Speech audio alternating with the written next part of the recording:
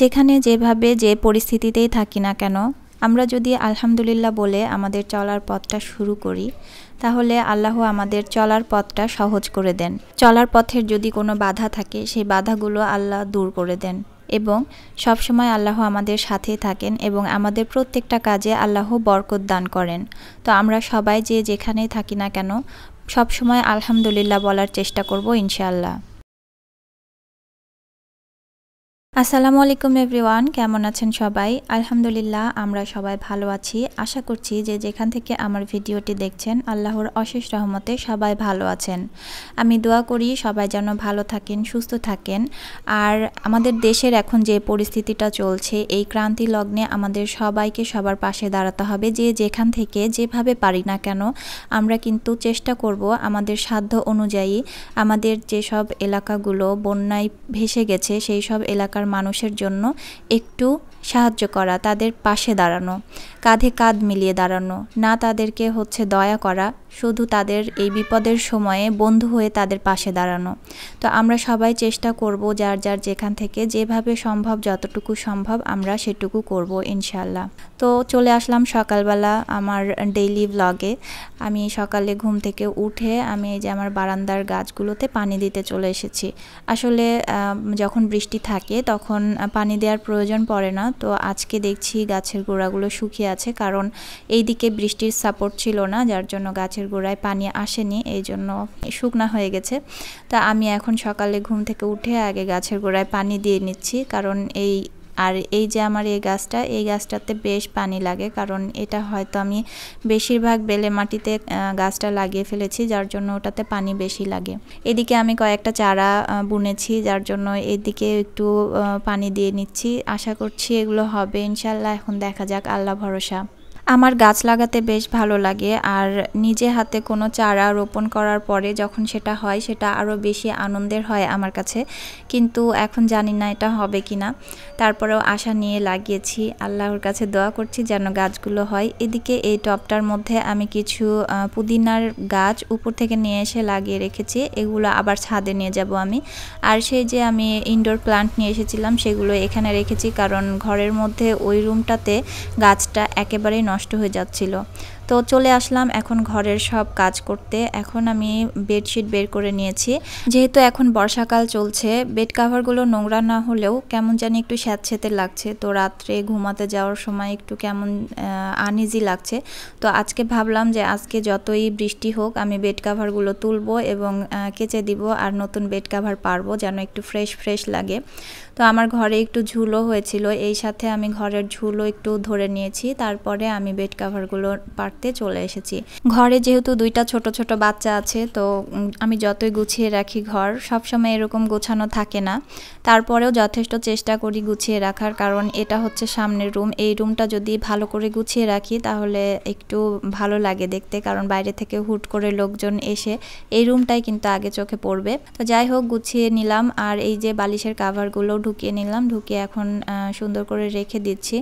আর এই যে আমার মেয়ে খাটের মাথার কাছে রাত্রেবেলা একটা গল্পের বই পড়ে সেটা ওখানে রেখে দিয়েছিল, ওটা আর আমার সরানো হয়নি।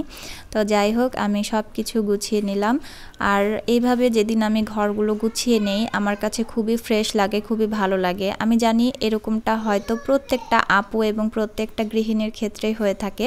এই যে আমার রুমটা একেবারে গুছানো হয়ে গেছে।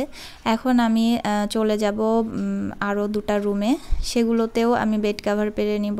আর এটা আমি ক্যামেরার পেছনেই করছি, অফ ক্যামেরাতেই গুছিয়ে নেব, কারণ আমার কাছে এখন ক্যামেরা ধরে নিয়ে এত কাজ করার সময় হচ্ছিল না, তাই আমি এটা অফ ক্যামেরাতেই করে নিয়েছি। কেমন হয়েছে ঘরগুলো গুছানো অবশ্যই কমেন্ট করে জানাবেন। আমার তো সব কিছু ফ্রেশ ফ্রেশ লাগছে আজকে, কারণ আমি সব চেঞ্জ করলাম, ঘরের ঝুল ঝেড়েছি, একদমই নিট অ্যান্ড ক্লিন করে ফেলেছি বলতে গেলে। এই যে এই রুমটাতেও আমি সব কিছু একদম গুছিয়ে নিয়ে তারপরে একটু ভিডিও করে নিয়েছি।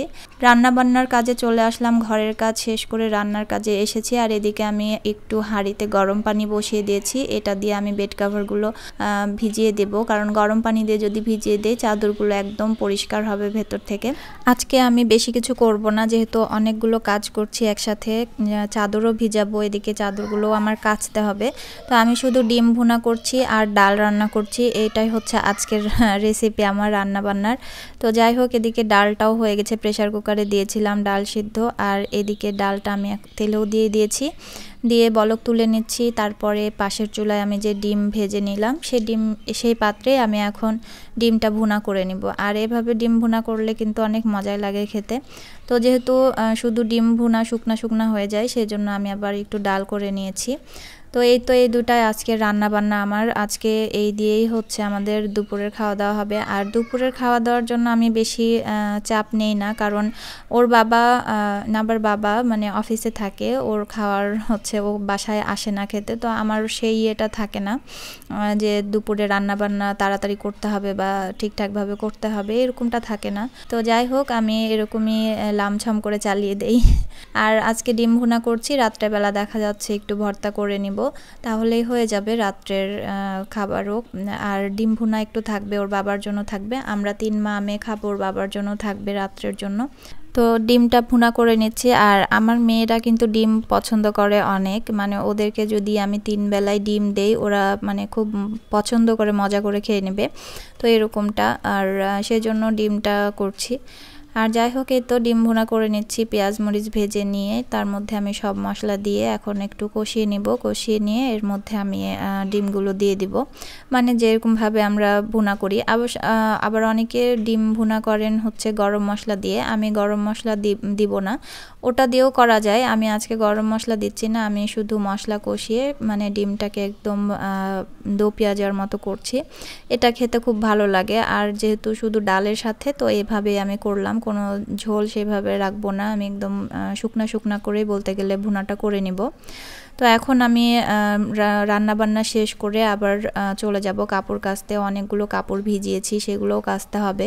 তো একই হাতে সব কিছু সামলানো, সংসারের কাজ সামলে এত ইয়ে করা কিন্তু একটু চাপেরই হয়ে যায়, তারপরেও এখানে করতে হয়। আর আমাদের এখানে আমি এ পর্যন্ত কোনো হেল্পিং হ্যান্ড পাইনি, যার জন্য আমি নিজেই সব কিছু করতে হচ্ছে, একা হাতে সব কিছু করা লাগে, ঘর মোছা, কাপড় কাচা, থালা বাসন ধোয়া সবই একা হাতেই করতে হচ্ছে।